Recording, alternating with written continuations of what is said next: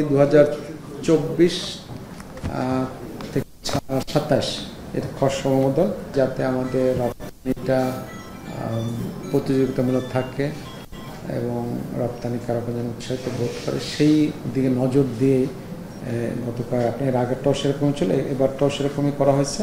1000 কোটি টাকা সম্বলিত সরকারি মালিকানাধীন, রাষ্ট্র মালিকানাধীন একটি কোম্পানি হবে।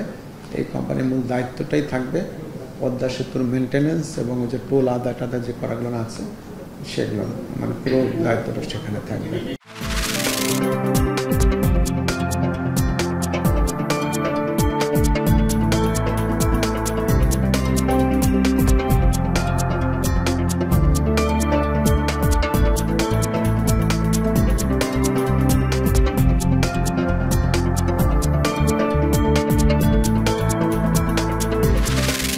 বঙ্গবন্ধু ওই মৈত্রী চুক্তি করেছিলেন বলেই আজকে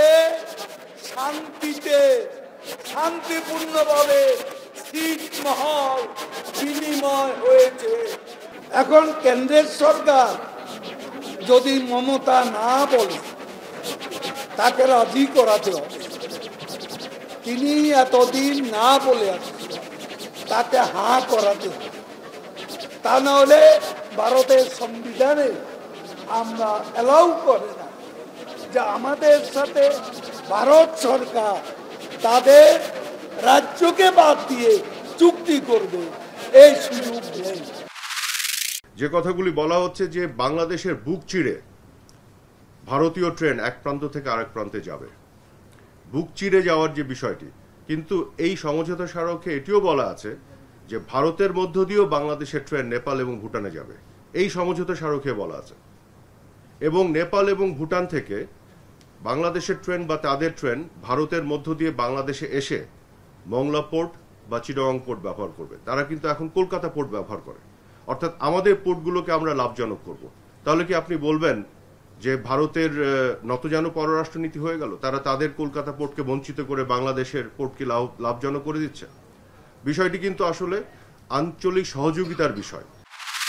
পার্টনারশিপে আমাদের কোনো আপত্তি নেই, কানেক্টিভিটিতে কোনো আপত্তি নেই। সেখানে বাংলাদেশ কি পেরো সেটাই হচ্ছে প্রধান। আমরা তো এখানে কিচ্ছু পাইনি। আমাদের যে পানির হিস্সা, সেই হিস্সাটাতে আমরা পাইনি। তিস্তা নদীর পানি আমরা পাইনি। আমরা অন্যান্য অভিন্ন যে নদী আছে তার কোনো হিস্সা আমরা পাচ্ছি না।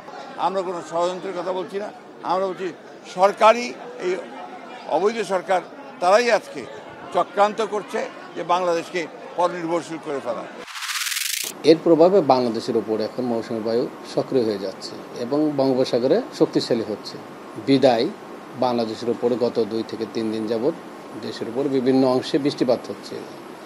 কখনো কখনো থেমে থেমে বৃষ্টিপাত কোথাও কোথাও এবং কোথাও কোথাও অবিরাম বৃষ্টিপাত হচ্ছে। আর যেহেতু বাংলাদেশের উপর বৃষ্টিপাত এখন হচ্ছে মৌসুমী বায়ু সক্রিয়র জন্য, আমরা গত শুক্রবার থেকে 3 দিনের জন্য একটি ভারী বর্ষণের সতর্কবার্তা আমরা জারি করেছিলাম।